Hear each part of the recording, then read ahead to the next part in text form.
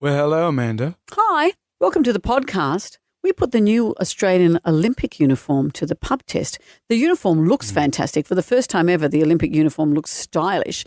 But, sorry, officer, it's not green. It's teal. Australia's colours, whether we like them or not, are green and gold. I'm sorry. You put the whingy pants on. I did.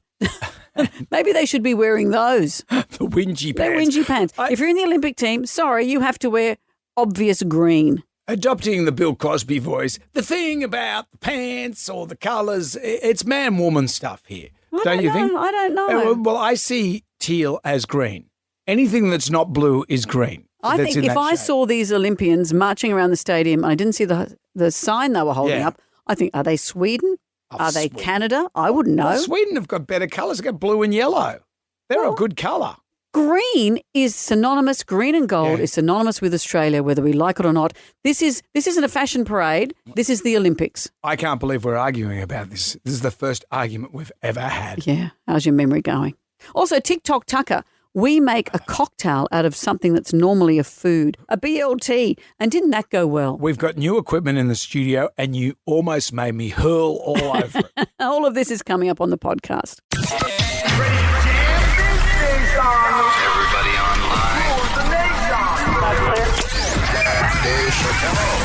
Right now, by the miracle of recording, we had so many requests for them to do it again. Mistress Amanda Miss Keller. Amanda. doesn't work alone. Wow, this is fantastic. Her friend is in a back room making the tools of the trade. I've heard them describe him as a drunken idiot. Sorry, I've been drinking beer. The legendary pirate Jonesy and Amanda the actress. Hello, Wiggles. Congratulations, Mandy. We're on the radio right now. Jonesy and Amanda, you're doing a great job. You have no empathy for anyone but yourself, you giant tool. Now's the time to hear good radio. Sorry, a bit of a tongue twist there. Jonesy and Amanda are here. It's showtime, a-holes. We're on the air.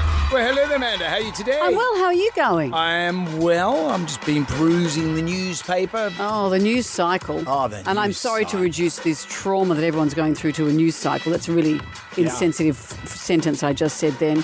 It's heavy, heavy, heavy, isn't it? Just picking through the bibs and bobs of the daily news. You know, Orpheus Pledger. He's Is an he a actor. transformer? No, he's an actor. He's on Home and Away. I met him. I think I did a TV show with him. I can't remember what show it was, but we did a TV show. Lovely, What's mate. his that name? fella. Orpheus Pledger. Does sound like a transformer. But I was just reading that he's on remand. He's been on remand since March 27. What's he done? Facing charges related to assault and causing injury, apparently. I didn't know that.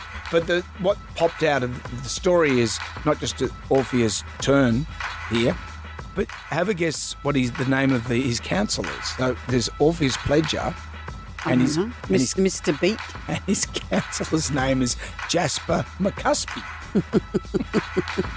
It's If you saw that in a movie, you wouldn't believe it, would you? You go too hard. You're trying too Orpheus hard. Pledger and Jasper McCuspy. It's like a year 12 student has written it for a story in their HSC. They're overdoing it. Yeah, come on, mate. Back it up a bit. Well, in my life, you're lucky I'm here today. What happened? Well, my alarm this morning, in all my years of breakfast radio, which has spanned probably over 20 years. No, more than that. Nearly 30 years. No, it's not 30 years. Well, I worked with Andrew before you, Brendan. I'm Yeah, I sorry know, to but then, point that then you out. went and, flitted around with TV Yeah. for a couple of years. Yeah, so, but anyway, I've never slept through an alarm. Yeah. This morning, I must have turned my volume down or something, and my alarm goes off at 4 o'clock. At 4 minutes past 4, my dog jumps on my bed and wakes me up. Minnie to the rescue. Minnie to the rescue. And the light was flashing, so the alarm was going off. Yep. But no sound was being made. But the dog jumped on the bed. Mummy's fallen down the well. Mum's been on the Terps. Come on, get up. I hadn't been, obviously. Of course you I just slept through the first time ever. And now I'm that kind of person. I'm so anxious about these things. Yep. I will never sleep again. I got to say, I'm loving the drive in, the ride into work in the morning. New digs. To the new digs. I haven't counted the traffic lights yet. Between see- Cronulla Yeah, and here we North go. Ryde, there are 75 sets of traffic lights. Yeah. Between Cronulla and North Sydney, it's a different kettle of fish. I'm sure there's a lot less, but literally it took me 23 minutes to get to work. You're Rain Man when it comes to this stuff. That's what motorcyclists who listen to this show are nodding their heads sagely because they're very aware. They don't count the traffic lights. Yeah, they do. I think that's the I stuff bet you any of money. I bet you any money. Motorcyclists out there going, I know Idiot every savant. traffic light. Well, where the potholes are, everything. Yeah, that's different to counting the traffic lights. The bits where you can You know what really I'm gas it. proud. You know what I'm proud of is coming into this building now. The first morning I had to do 14-point turn to get my toggle to work at the thing, then to try and get into my parking spot took about 10 goes. Now I go all in one big sweep. Everyone's happy. Everyone's happy. We've got an action-packed show today. Our mystery footy tipper is joining us today. I will say this, I don't think they know much about footy. You don't assume. But it doesn't matter. Don't assume. It doesn't matter. Also, Instagram makes its return, and we can't do anything until we do the Magnificent Seven. Question 1. What's the Roman numeral for 10? Jam Nation. We have for you the Magnificent Seven. There are 7 questions. Can you go all the way and answer all 7 questions correctly? If you do that, Amanda will say... That my dog can come and wake anyone up if their alarm doesn't go off. I'm available as her agent to let her work for others. Have you really thought this Well, through? there are some dogs that, find people in earthquakes and things. Maybe this is my dog's special skill. But for argument's sake, Josh of Windsor wants to use your service. Yeah. Have you got a name for the service? The Wakey Uppy service. The Wakey Uppy service. Windsor to Coogee is quite the trek. I'd have to have some foreknowledge. Yeah, okay. Well, that sort of defeats the purpose, doesn't it? Hello, Josh. Hey guys, how are you? Not that Very I want well. to poo-poo Amanda's idea. Did you know in the Industrial Revolution where everyone suddenly had 9-to-5 jobs for the first time after working on the land and things like that, there was someone whose job it was to go around and tap on the windows. They were called knocker-upperers. Knocker-uppers. Yep, they'd have a big stick. Yeah. And they... Tap on your window. Or they had a pea shooter and they'd out the window. Who woke them up? That is a good question. My dog did. Josh, hello. Question number 1 for you. What's the Roman numeral for 10? X. X. Correct. In the movie Finding Nemo, what kind of animal is Bruce? Is a shark. Yeah, Bruce was a shark. A fun fact about that, Bruce was the name of the mechanical shark in Jaws as well. Is that why? No, well, that was before. Was it Nemo. homage? I think that- it was before. But that's what I mean. Is it because of the original I thought Bruce? you were saying it was a homage from vice versa. Oh, I'm not a complete idiot. You sure about that? Let's play Monster Mash. Kick off this Monster Mash. Which 2 songs have been mashed together here, Josh? Shorty get down, good lord. Baby got 'em open all over town. Strictly bitch, you don't play around. Cover much ground, got game by the pound. Getting paid is a forte, each and every day. True play away, I can't get her out of my mind. Wow, I think about the girl all the time. Wow, east side to the west I think side. Push a fat ride. degree of difficulty is very hard. That's Got hard. tricks in the stash, stacking up the cash. Do you have any ideas there, Josh? By no means. No, sorry. I've got no idea. Have you got one, at least one, Josh? At least one. Don't give up. Not sure if it's the name, but No Diggity. Yeah. Whoa. Yeah, let's give you that one. No Okay. Diggity by Blackstreet. And what's the other one? I like the way you work it. I can't tell the No, I can't hear it Josh. either. Wow, you were so close. All right, we've got No Diggity by Blackstreet. What is the other song? I like when you say no diggity. You sound really streety. Are you okay? I might have to punch you. Why? I don't know. What's the matter? Nothing's the matter. You're in a Raz mood. Not at all. Not at all. Jonesy and Amanda. Jam Nation. Podcast. We are into the Magnificent Seven and we find ourselves at question number... 3, it's Monster Mash. Let's kick off this Monster Mash. Now, we know one song is No Diggity by Blackstreet. What's the other one? Down, good lord. Baby got 'em open all over town. Strictly bitch, you don't play around. Cover much ground, got game by the Picture pound. 3 men Getting paid with their is a nutsacks forte, each and every in their day. pants. Play away. Can't get her out of That's a my clue. mind. Think Well, about the girl all the It's not the sort of thing you would have got from the century with Tony Barber. Linda's in Pimble. Hello, Linda. Hello, Linda. Good morning. DJ Lindell's in the house. You said Linda from Pimble. You said hello, Lindell. Well, we have no time for words anymore, Linda. It's just Lindell from now on. Linda of Pimble. Very efficient. So it's No Diggity by Blackstreet. What's the other song? the way you work it. I'm thinking that it's Staying Alive. Yes, it is. Is it Staying Is Alive? it the nutsack clue that did it for you? So let's Staying Alive. Yeah, well, that helps. That helps. And But no. Get down. etc. Question number 4. This is multiple choice for you, Lindell. Which of these soccer players has received the most red cards? A. David Beckham. B. Cristiano Ronaldo. C. Wayne Rooney. The most red cards. Wayne Rooney? No. No. Oh. He's last on the list. Oh. How disappointing. I know. Sorry, Lyndall. Lyndall. Well, if Here's Wollongong. Wollongong. John of Wollongong or Wollongong. Hello, John. Hello, John. Good morning, Jonesy and Amanda. Hello. So which of these soccer players has received the most red cards? We've got David Beckham and Cristiano Ronaldo. They just have to be Cristiano Ronaldo. It is. He has 12 red cards so far in his career. Beckham has 9 and Rooney 7. Pull your socks up, Rooney. No, who's the one that's got the most? Ronaldo. Ronaldo. You're struggling with the notions Well, today. no, just, there's a lot to do here. Sure. Gemini Rise over in Disneyland. I know. Literally in Disneyland. I'm doing all his work. Sent us a photo of him standing next to Goofy yesterday. Goofy was in a beautiful three-piece suit and Ryan was in a terrible pair of shorts and a T-shirt. When the dog's better dressed than you know you're in I trouble. couldn't tell who was Goofy. Which English author wrote the children's adventure series The Famous Five? John. Sorry, could I have that question again? Sure. Which English author wrote the children's adventure series The Famous Five? Just give John some time to Google it. No, sorry, No idea. Wollongong. Sorry. Tegan's in Roselle. Hello, Tegan. Good morning, guys. How's it going? Very well. all right. Who wrote The Famous Five?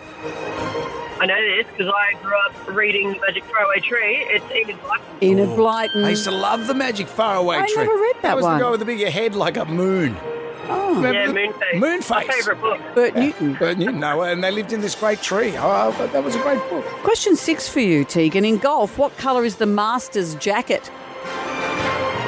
Golf. Golf. What colour do they, if you win the Masters in golf, what colour jacket do you get? Say again? Yeah, is it gold? No, it's No. not gold. No. Leanne is in Earlwood. Hi, Leanne. Hi, guys. I know this one. Yeah. Yep. I think it's green. It's green. You green. get the green jacket. Which brings you to yes. question 7. Which Asian country is the Formula One being held in this weekend? An Asian country. Is it? Whoa. Are they like owned by China? Well, keep going. Then. What's your answer? Yeah, Leanne. Is it Hong Kong? No. We led her to a closed door. They are owned by China, but no, it's not in Hong Kong. Felix. Felix is in Ashfield. Hello, Felix. Hello. Hi, Felix. Which Good, thanks, Asian Felix. which Asian country is the Formula One this weekend? It's not far from Hong Kong. There's my clue. It's in China. China. Did you say China? Yes, that's the answer. Get out of China. I didn't even know there was a Chinese sector of the Formula One. I think it's a new thing. Is it a new thing? I know they've got Singapore. I didn't know they had China. Well, congratulations to you, Felix. You've won the Jam Pack. It's all coming away. A double pass to Sydney's Banksy exhibit. 160 plus artworks, originals, prints, installations, and more. A double pass to the 2024 New South Wales Camping Holiday Super Show. It's on now until this Sunday at Rosehill Gardens Racecourse. Details and tickets at supershow.com.au. And Jonesy and Amanda caricatures, Vita colour and some solar pencils. I say, Felix, is there anything you'd like to add to this? Thanks, guys. It's great to have you back. Thank you, Felix. Jonesy and Amanda. Jam Nation. Podcast. Live and kicking. It's a great day to be alive. Well, I'll flick through the Jalmanac, our big book of musical facts. On this day in 1992, Annie Lennox released her hit Walking on Broken Glass. I love that song. It was from her debut solo album, Diva. I still listen to that album, that came out 2 years after she left the Eurythmics. Her influence, you know what, didn't stop there. Apple recently announced that the reason they chose Google as their search engine instead of Bing was because of Annie Lennox. Yeah. Apple knocked back the Bing search engine on Apple products after the wrong results showed up for Annie Lennox's first band.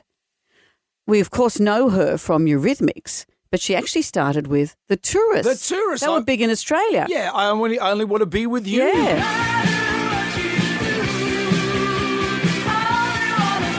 She was in that band with Dave Stewart, and then they went to start Eurythmics. Yeah, well, So- they started a lot of other things, didn't they? Didn't they Yeah, just? They suddenly said, well, we'll be doing some work from over here, guys. But then they had such an intense relationship, they decided they really couldn't work with each other or without each other. They went through a lot of stuff, those two. Yeah. So the next time you ask Google why there's holes in your cheese, say, Yeah.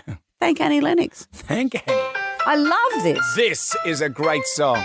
Jam Nation. We've been told that El Nino in Australia is over and be prepared for another La Nina. Mm-hmm. So the difference between these two is that El Nino brings in hot weather, hot and dry conditions, which can increase heat waves, severity of bushfires, drought conditions. La Nina enhances rainfall, so we have wetter, cooler conditions. They're saying we're heading into another La Nina this year. Should another La Nina get underway, it'd be the fourth such event in the past 5 years, and such a sequence of 3 La Ninas followed by an El Nino and a La Nina has never been recorded before. So this is climate change in action, because this is the stuff that happens whether it's dependent upon the currents heating and cooling in the oceans and all the changes that this brings. So I think we're heading out of those hot, dry, no rain conditions into wetter, cooler conditions. But you see there's a lot of I think as well about that. Bureau of Meteorology has I was declared watching this. The Weather Guy last night on Channel 10 and he was almost disappointed that he couldn't be the harbinger of doom with the weather. But I like the fact that if you don't know, you don't horrify people with information that's not firm, but this is what looks like is going to happen. You happy with that? With that level of that degree of certainty?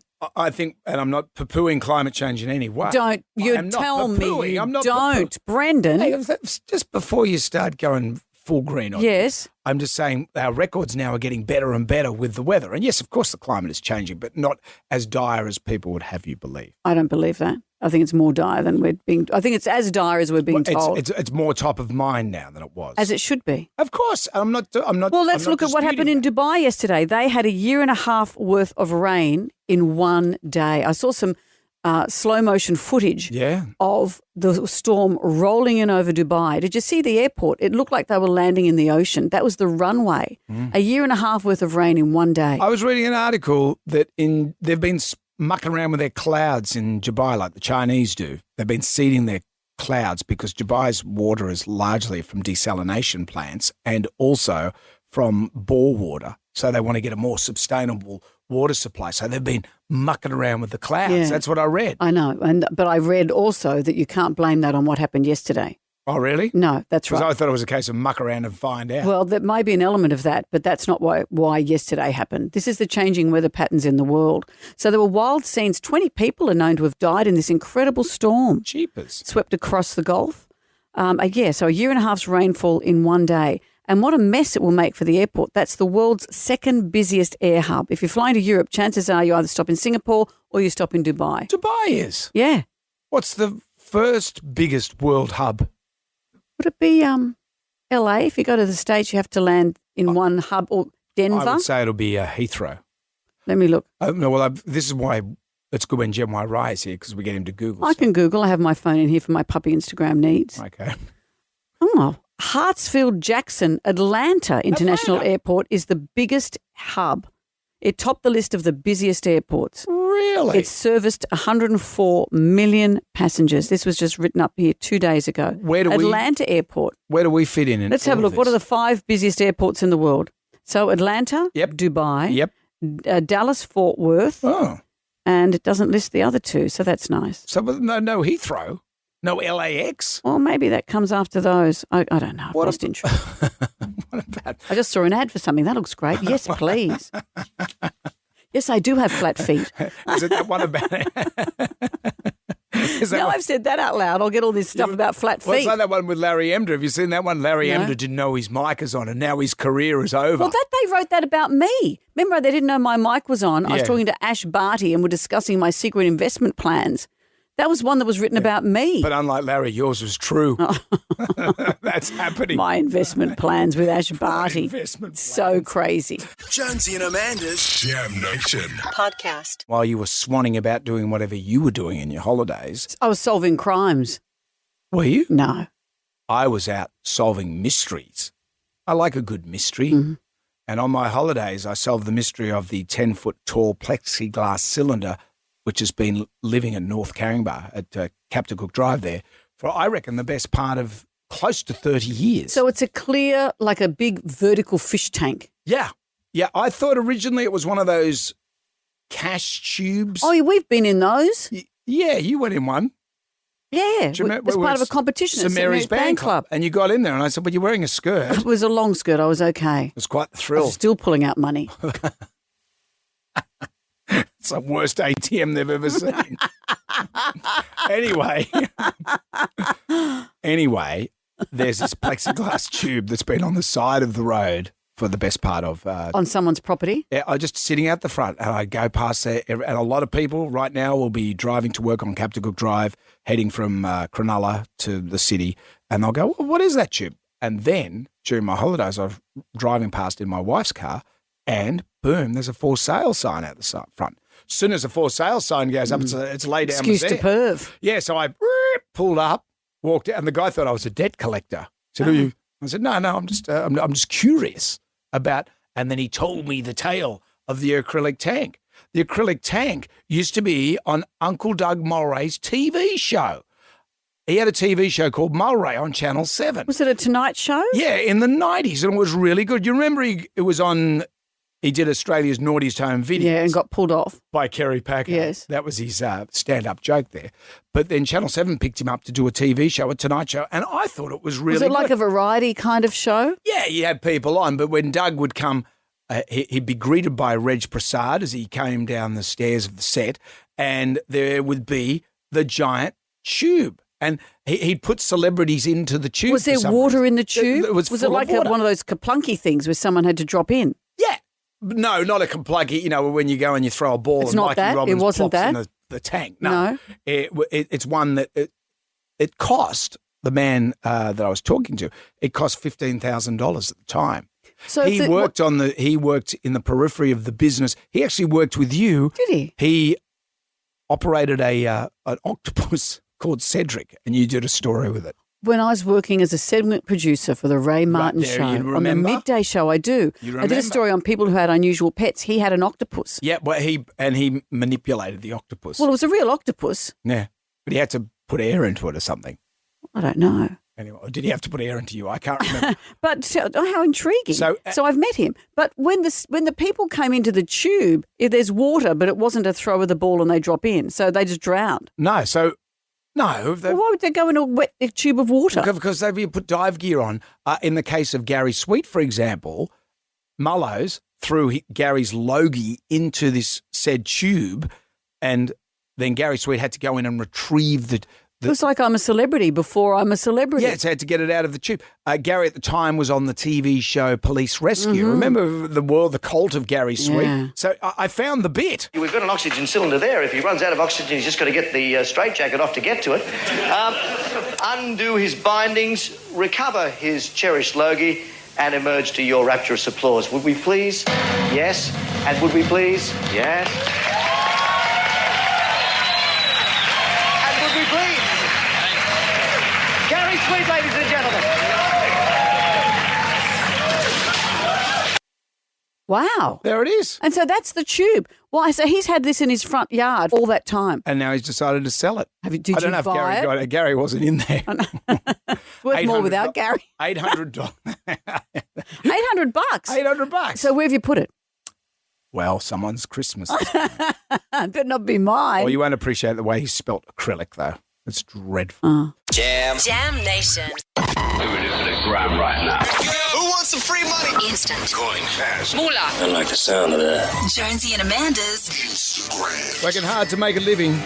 You've got 10 questions, 60 seconds on the clock. You can pass if you don't know an answer. We'll come back to that question if time permits. You get all the questions right, $1,000. You can make it 2,000 with one bonus question, but it's double or nothing. Well, Brad of Mount Colar. Hi, Brad. G'day, Amanda. How are you? I'm very well, thank you. We have 10 questions here, Brad. We have 60 I'm here seconds. too, by the way, Brad. If you want to say hello, that's okay, mate. I know it's... Of course. How are you? Well, it's just nervous times. I'm not being needy or anything. And I think you're being a understand. little needy. Not at all. Well, let's focus on Brad. Brad, you have 10 seconds. I mean, you have 10 seconds. You've got 10 questions. So we've cut down your time. 60 seconds. If you're not sure, say pass because we usually have time to come back, okay? Thank you. All right, Brad, here we go. Question number 1. What's a baby dog called? A pup. Question 2. Traditionally, hot chips are made from what vegetable? Potato. Question 3. Mahogany and oak are types of what? Timber. Question 4. On a compass, what does N stand for? North. Question 5. True or false? China invented fireworks. True. Question 6. How many events are in a decathlon? 10. Question 7. Who played Bruce in Bruce Almighty? Pass. Question 8. Brittany Hockley is currently a contestant in which reality TV show? Pass. Question 9. How many children did Kurt Cobain have?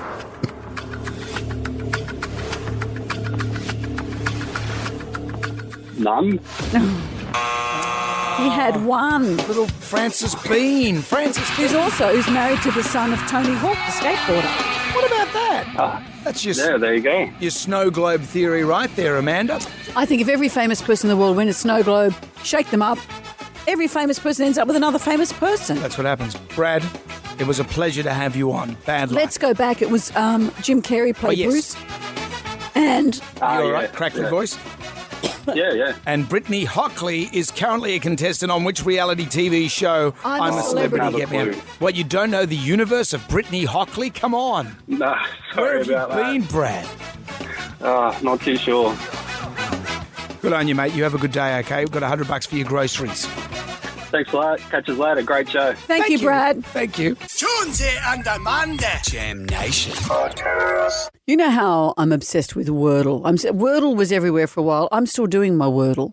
I do Wordle, I do Word Hurdle, I do Phrasal, and then my newest obsession is the New York Times mini crossword called the Mini. Mm-hmm. What's Phrasal? Phrasal is where you have to guess the phrase with a series of. It's like Wordle. You have to use a series of letters, and then finally by elimination, you try and work out what the phrase is. Kill them all. Let God sort them out. That one hasn't come up while I've been playing, but that could be one. I saw this thing. This has actually gone viral. 1.6 million views of someone cheating on Wordle on an aeroplane. But you're playing with yourself. That's how you got in trouble on that flight. But what this person is doing, yes, you only play against yourself, really. Mm-hmm. But this person apparently, someone zoomed in on someone in another seat. They've got Wordle up, but they've also, next to that, have opened a website of recommended words. So because the nature of Wordle is you have, I think it's a 5-letter word that you have to find, and you eliminate letters as you go, trying to find what the word is.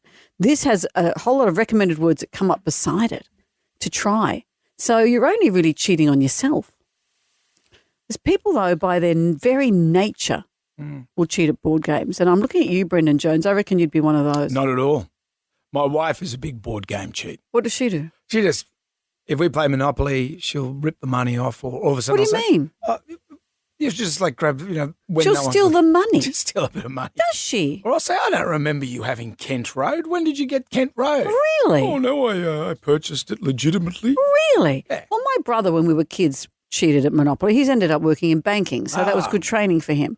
But that put me off board games. Was he the banker when you were playing Monopoly? Well, there's only 2 of us, so he was everything, and I was just the fool. And you would have been the biggest rube in the world. I still am. I can't stand board games. I don't like because of that reason. Because of that reason, but I don't know why you'd cheat at it. Yeah. I'm too honest, Brendan. That's my giant failing in life. I don't see the point of cheating in a board game. But at the other end of the spectrum, Helen had to wade in because I'm very, very fierce on paying the rent and stuff when it comes to Monopoly. So you're saying to a 5-year-old, mate, you owe me $300. So I'm just going to have to take all your property. And they're in floods of tears. Yes. And I said, well, come on. Yeah. That's life. Yeah, that's life. That's you as a slum landlord now. That's how it goes. Not a slum landlord. I'm a very good landlord. To those many people of your many properties. As I walk down the street, they give me gifts, babies to kiss. Well, the tribal drum is beating for Tales of the Board Game Cheat. Oh. Hungry hippo. Maybe you've cheated at Hungry Hippos. Jam Nation.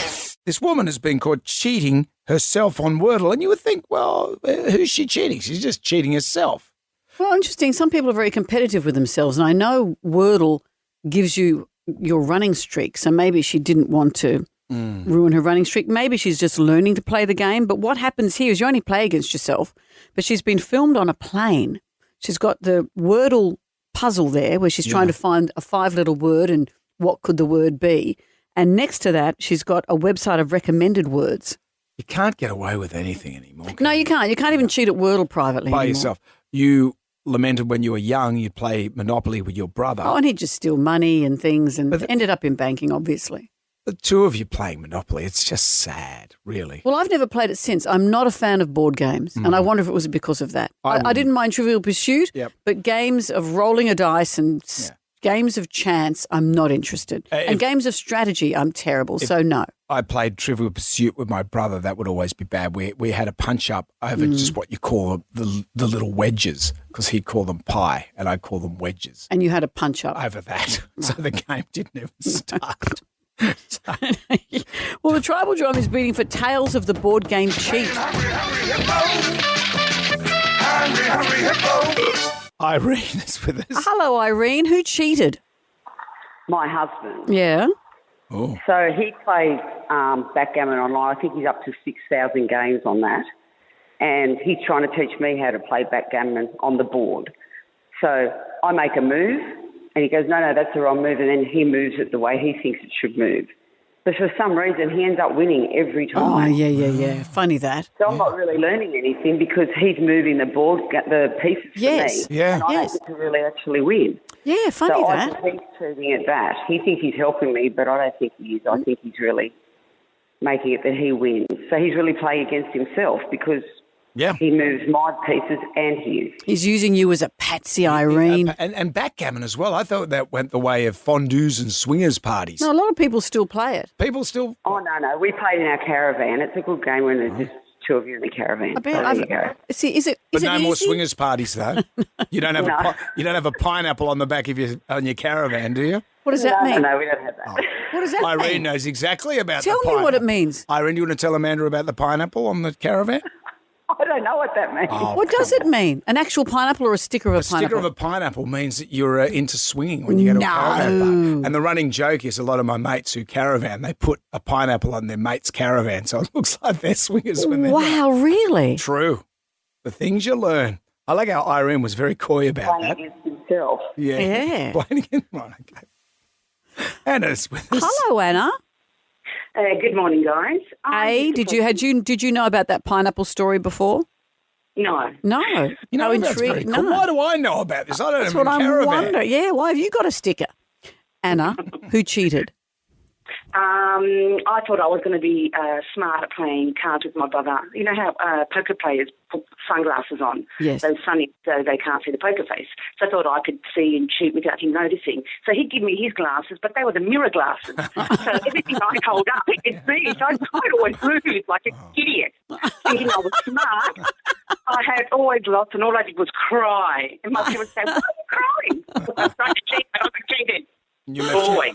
left your house wearing a barrel because That's great. robbed of everything. We're going to take more of your calls after the news. Jonesy and Amanda. Jam Nation. Podcast. It's gonna blow your mind. Amazing. I think they like it. I believe this is going to be our finest hour. Okay, smarty pants. Show me what you got. I don't see the big deal. It's cheating on yourself, but a woman has been caught cheating herself on Wordle on a plane. I think the bigger issue is you can't do anything. Keep anything to yourself anymore. No, because someone zoomed in on it, took a photo of it. It's gone onto Instagram, and 1.6 million views later. They could see that what she was doing, she had the Wordle game open, but also on the other half of the screen, she had a website of recommended words. Yeah, it just seems. Some people will cheat at anything. I mean, we've heard stories about people who just, should go to great lengths to cheat at board games. Why would you bother? The Tribal Drum is beating for that job in a board game cheat. We can't establish if anyone actually cheated in Hungry Hungry Hippos. Actually, what is the premise of Hungry Hungry Hippos? I don't know. The hippos gobble the balls. And if you gobble the most, you win? If you gobble the most balls, you win. Like life. Hello, Lainey. How are you? Is that true? I don't know about that. Hi, Lainey. Lainey. Hello, who's cheating at what? Okay, my husband's still in bed, so I'm safe here. Here we go. I'm actually going to fess up. I am a Wordle cheater. Are you? Why am I? Yes, and it's not about playing against myself. I'm playing against my husband, so unless I win, he thinks I'm a dumb blonde. So he does Wordle and you do Wordle, and if you can't solve the 5-word, you feel judged by him. Yes, I do, so I cheat. And how do you cheat? Do you do the same thing? You get a website of recommended words? Yep, that's right. But you know what? They're not always on there. No. Oh, rats. You'd like to make a complaint about that. Well, thank you, Lainey. But you know the thing I've... We won't tell him, Lainey. No, your secret you're is safe with us. No. We won't say a thing. Perhaps ask him to swap your tin can that you're using for a phone for an actual phone. You know what I've learned most today, Brendan? Thank you, Lainey. Is the whole idea about the pineapple sticker on the back of your caravan. Everyone knows I can't about think of that. a worse place to swing than in a caravan. The toilets are shared. Yeah. The facilities are terrible. The beds are small. The hygiene's not great. Have you noticed lately that there's just been a giant upsweep of caravanners? Well, and they're probably those big flash ones. Yeah, the big flash ones. You've not got the old Millard. Yeah. You know, you've got the if good... these vans are rocking. Yeah, you know. I think you're fascinated with that. I'm surprised you knew it. I know everything. Okay. About everything. Jonesy and Amanda. Jam Nation podcast. Let's get on down to the Jonesy and Amanda Arms for the pub test. And today, a difference of opinion between Amanda and myself today. The new Australian Olympic uniform, does it pass the pub test? I think it looks fine. I think it does. hasn't gone all jingoistic No, and full-on green it and looks gold. fantastic. It was unveiled yesterday. No one's disputing, well, I'm not disputing how great it looks. But the blazer, it's white or stone-coloured pants and for the boys and a white T-shirt. For the girls, it's a sort of a slightly yellow and white skirt that's variation in colour, goes from bright yellow to white. But it's the blazer that looks fantastic. It looks very fashionable, but it's not green. It's a green. It's kind of teal. That's a green. I think teal is more blue. And I know you go jingoistic, but this is the whole point of the Olympics is to be jingoistic. Green and gold are Australia's You colours. should have to walk out with like a hat with corks hanging off going, fair dinkum, mate. No, but if you... Mick Dundee in town for a few days. If your team colours are green and gold, I would watch this and think, is that Canada? Is this whatever? I just don't know. No, but I wouldn't know. I wouldn't know. Canada. Canada is red and white. Well, see, they have. That's all. If they suddenly went a strange shade of pinky stone colour, you go, hang on, they're supposed to be red and white. You got to sass it up a bit. We've come a long way since Matilda winking at us, man. I get that, and this style is lovely. The colour's lovely. It does look modern, but to me, I would watch that team walk around. If they didn't have a big sign, I wouldn't know they're Australia. You can jazz up green, well, maybe you can't, but that's the nature of. They are our colours. Suck on it, green and gold. 13 WSFM is our number. Have a look at the colours, have a Google, see what you think, but the jacket is teal. They're calling it green, but I don't think it's full to me, green. Green is teal. Teal is green. That does not look green. Looks green to me. Have a look at it and see what you think. The new Australian Olympic uniform, maybe you don't care. Does it pass the pub test? I think it's fantastic. Green is green. Look, people will know that we're Australian. I don't know where people are picking up that it's not green. So, yeah, I reckon it looks fantastic. We look trendy. We'll be out there on this big stage and look Aussie. So, yeah, definitely passes the pub test. Look, I'm not going to a business meeting.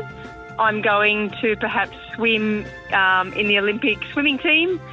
And I feel like they're moving too far away from being sporting uniforms and trying to make them way too corporate and losing that real Australian green and gold. No, I reckon they should go fully Aboriginal, fully Indigenous. Just get all the artists from inland Australia and get them to design a beautiful jacket. And I reckon that would give peace to people. It would bring harmony between the Aboriginals and the white man. And I reckon it'd be fantastic for the world. Jam Nation.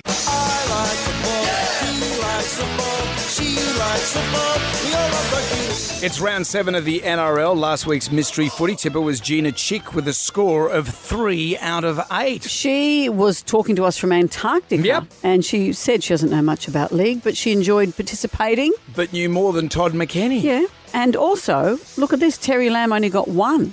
Well, there are only Terry 2 Lamb. games played in that first round, but still... I would have expected 100% out of Terry Lamb. Today, I'm kind of a big deal.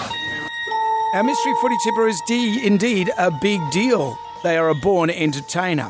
They are known for their fiery red hair and fast wit. They're so talented on stage that it even landed them the most outstanding award at the International Comedy Festival. It's the one, it's the only Rhys Nicholson. Hello! I have a severe anxiety disorder. Surprise, but you seem so balanced! I prefer to think of it like I'm celiac, but with an intolerance to hope. No one in this room will never show anyone anything we've ever done on the internet for the pure reason that we've all had a moment where we thought we might have been a pervert. A wedding is a school play because it is definitely for the people doing it and in no way for the people watching it. You walk in and you're like, well, this is going to be great, but I do hope something happens today. Here he is. Hello, Rhys. Good morning, guys. It is so early to have a comedian be talking about a sport they don't know anything about. Well, that is our dream, Rhys. I was about to say, stereotypically, maybe you do know exactly about what's going on in the NRL at the moment. Well, I guess I kind of, I grew up in Newcastle, so there's a chance I do. Yeah, it's kind of in my blood. Yeah. I guess. I know the rules. Okay. But now I live in Melbourne. Anyways. Yeah. You would have witnessed when Newcastle won the grand final. That was a huge deal. 1997. It was just like Brazil. Like, you know when you see in Europe, like a football team wins and the streets kind of riot? It was very similar. But I remember that. The whole town went crazy. I remember I was about 7. Well, so you may know more than you think. From me. No, it is. And you may know more than you think. You may, through a series of osmosis, gone into your blood. So let's see how you're going to And bearing in mind, Todd McKenney, he got the worst score in the world. So, come on.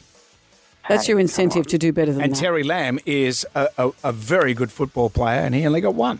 Well, there were only 2 games played that week. We expect more from Terry. All right, well, this is round... Just so I understand, am I going through all of these? We will lead you through. We'll tell you who's playing, and you have to tell us who you think will win that particular game. Okay, great. Here we go. So tonight... Can I give you what I think my system's going to be? Yes, what is it?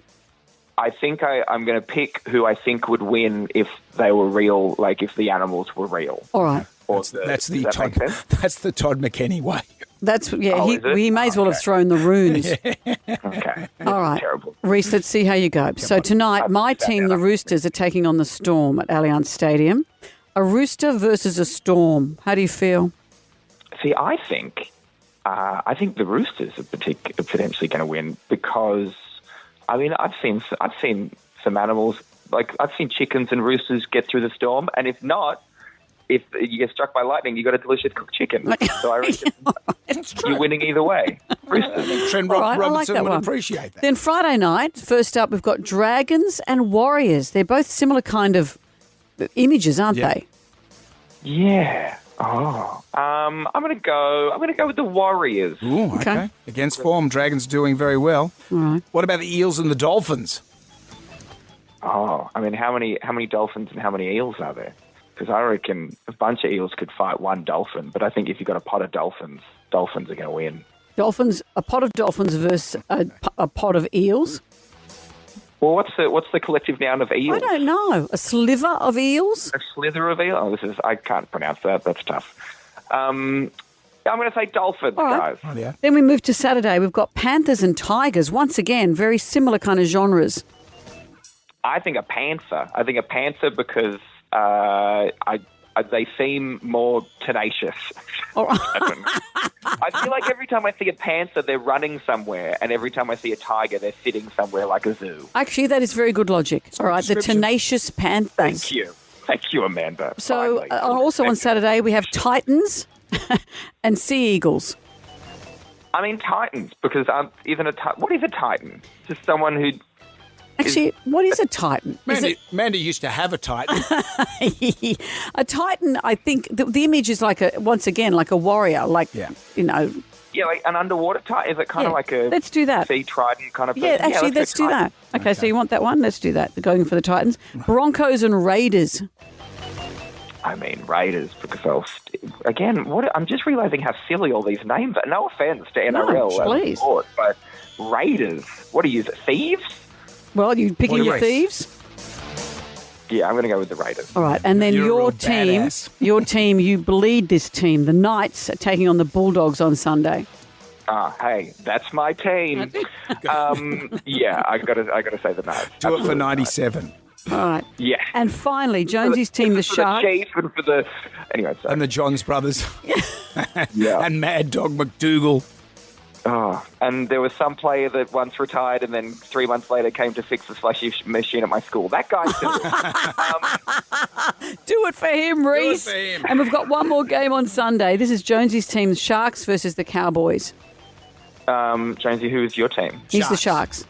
Sharks? All right, well, just to be annoying, I'm going to go with the Cowboys. So I think it's good in show business to have like a little rivalry between us. I like it. I've always liked our rivalry. This is good.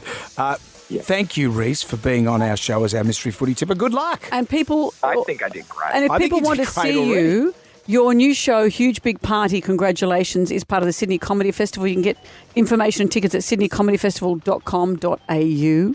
Yes, absolutely. Come on by. I'm in Melbourne Comedy Festival right now, and I'm having a great time. I'm selling it out, and I'm having a lovely time.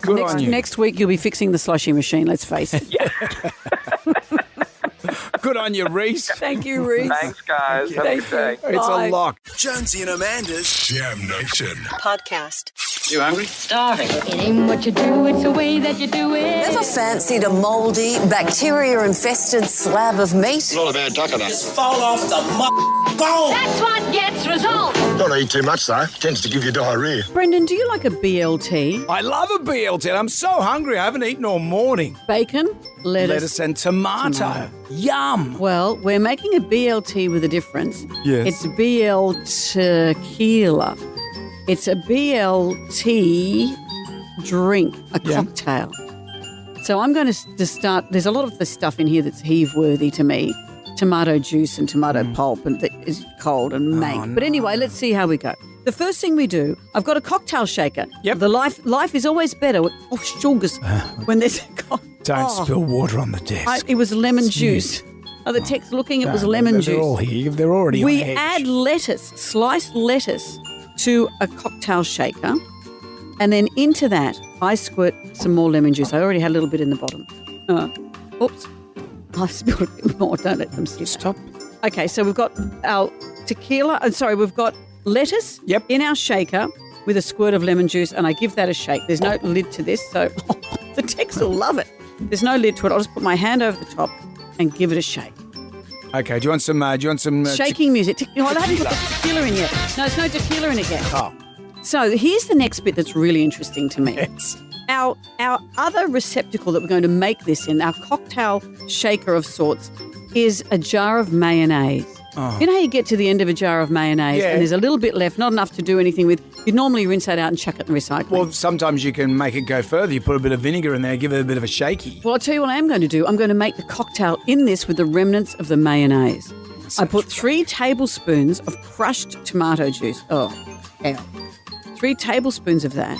The Tex have just realised I'm playing with fluids in here. Yeah. 3 tablespoons of tomato goes into the mayonnaise jar. Ironically, the desk broke down before any of this happened. I know. Then to this is a good part. I add about 3 shots of tequila. Now you can play your tequila music. Tequila. You got to shake it up, sister. Shake it up, sister. All right, 3 shots of tequila going into the mayonnaise jar. Yep. Okay, next. Oh, that's a lot of tequila. Next up, bacon fat. Oh. I've just had, that was your nickname in prison, if I remember correctly. I'm sniffing it. It smells fantastic. I'm pouring bacon fat in. So let's see what we've got. Where'd you get the bacon fat from? We've already fried off the bacon in the kitchen. Oh, yuck. We've got tomato juice in the mayonnaise jar. We've got tequila. We've got bacon fat. I now add 2 shots of this. I don't put the lettuce in. Yeah. You can be relieved to hear. But I put 2 shots of the lemon juice that has been soaking in with the lettuce. Lemon juice goes in 1, 2. And you know what happens now? I put the lid of the mayonnaise jar on this. Yep. This is our cocktail. Okay, shake that up. It. Yeah, give it a good shake. Rightio. Amanda's shaking away there. I just had a sip. I'm going to garnish this delicious thing with some bacon on the rim of the glass. Not like you to garnish many things. And a little bit of lemon. Now, I've got, a bit of lettuce on the top. I've got to pass this over the desk. Don't Actually, pass it. Jenna, who's in Get here. digital Jenna to pass it. Would you mind taking that around or the Tex will kill us? Oh, yeah, of course. When I say 3, we're going to sip the BL tequila. I don't even like tequila, and this, to me, smells like the worst thing in the history of the universe. So you've got bacon in there. It looks appealing. It's a nice pink colour. Are you ready? When I say 3, I know. It smells horrendous. It does. I can't smell it. That is evil. Okay. 1, 2, 3. Bottoms up.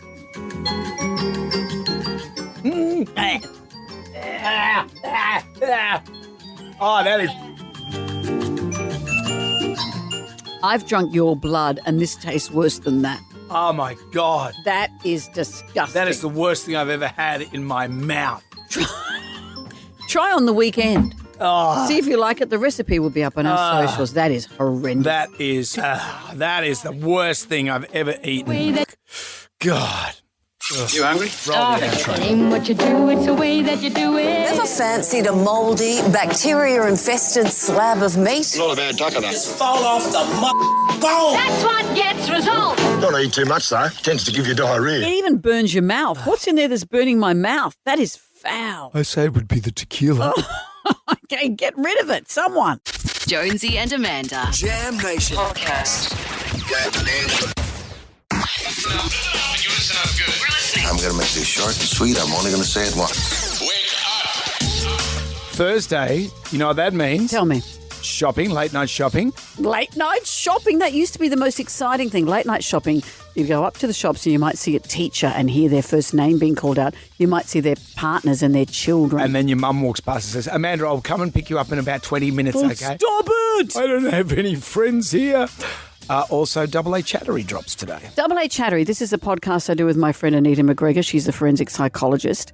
This week, we're talking about change and how we feel about it. Did you know we feel like the 1980s were just a few years ago, but the 1980s are as close to us now as the 1940s were when we were in the 1980s. So imagine people in the 1980s banging on about the 40s and how great we were. We go, shut up, old coots. We're those when we bang on about the 80s. We're those coots. The world is changing around us, and how do we feel about it? As you know, Brendan, I'm a language pedant. I like apostrophes in the right place. I like people to know the difference between two and two, between where and where, between there and there. Hell's Angels to task because they didn't have an apostrophe. It really upset me.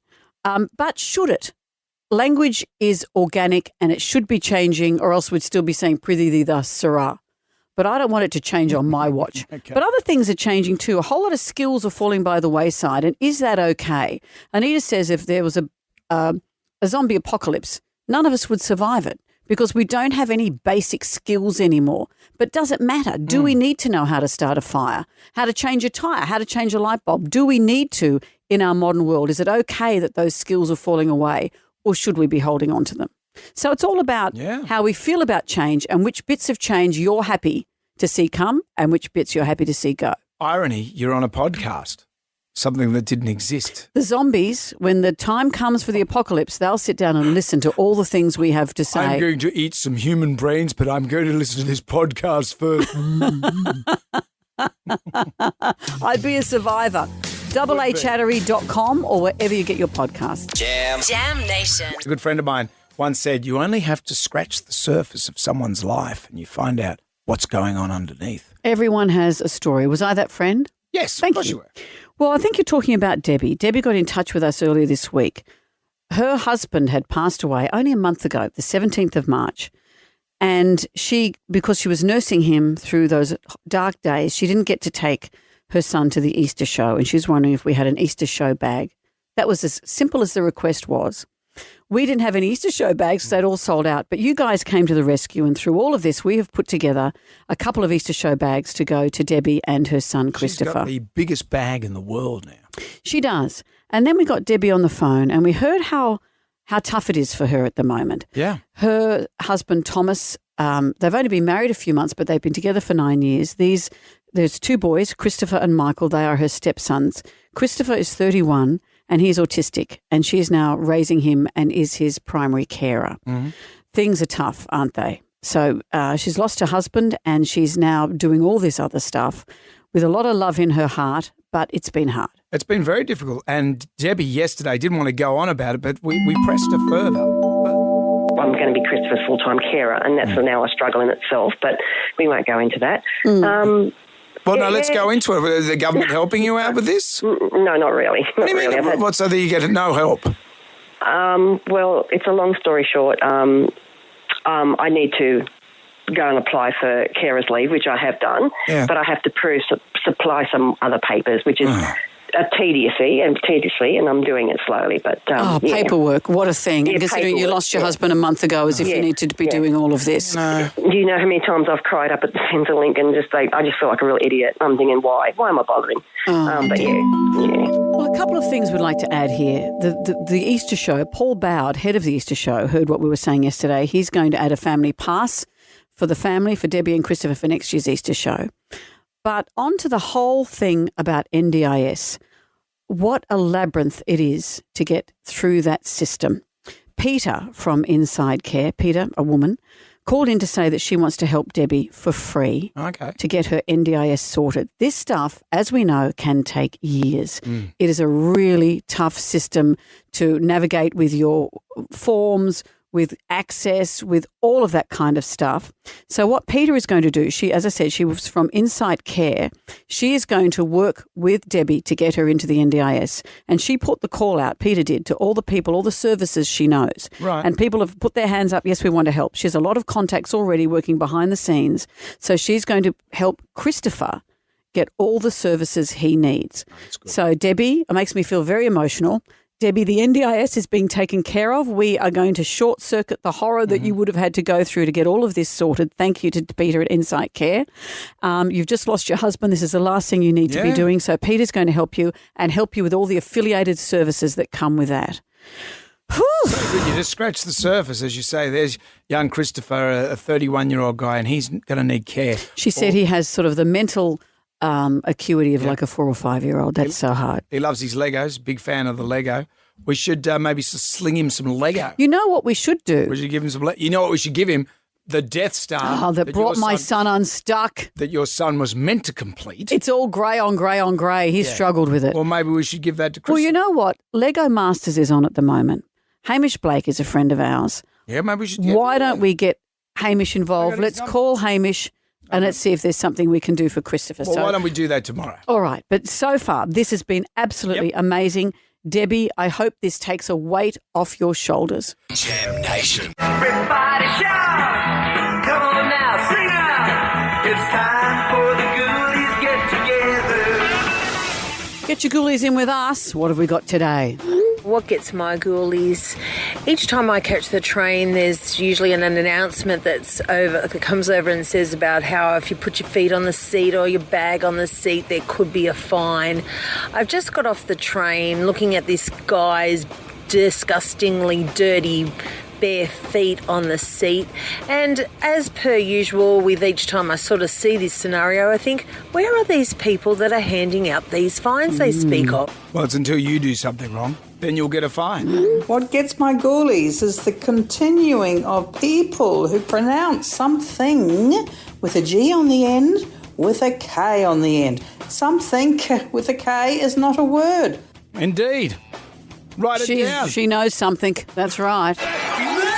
Your favourite Corey Muller Facebook friend wins a Coffs Coast getaway, return flights from Sydney to Coffs Harbour, accommodation at the Observatory Holiday Apartments, experience at the Big Banana Fun Park. You can fly direct from Sydney to Coffs to start your holiday sooner. Jonesy and Amanda tea towel and fridge magnet coming your way as well. We saw footage of a woman. This footage has gone viral. She was cheating on a plane at Wordle.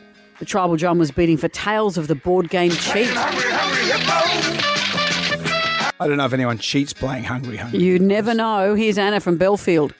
I thought I was going to be smart at playing cards with my brother. You know how poker players put sunglasses on? Yes. Those sunny so they can't see the poker face. So I thought I could see and cheat without him noticing. So he'd give me his glasses, but they were the mirror glasses. So everything I hold up, he could see. So I'd always lose like an idiot, thinking I was smart. I had always lost, and all I did was cry. Love it. Well, Ugly Phil's up next with WSFM's Total Recall. You two. That's enough. We'll be back tonight for Jam Nation at 6 o'clock. See you then. Good day to you. Well, thank God that's over. Goodbye. Goodbye. Wipe the tears, baby tears from your eyes. Catch Jonesy and Amanda's podcast on the iHeartRadio app or wherever you get your podcasts. One swallow, drink cheerio, chin, now goodbye. Jonesy and Amanda's Damn Nation podcast. Catch up on what you've missed on the free iHeartRadio app.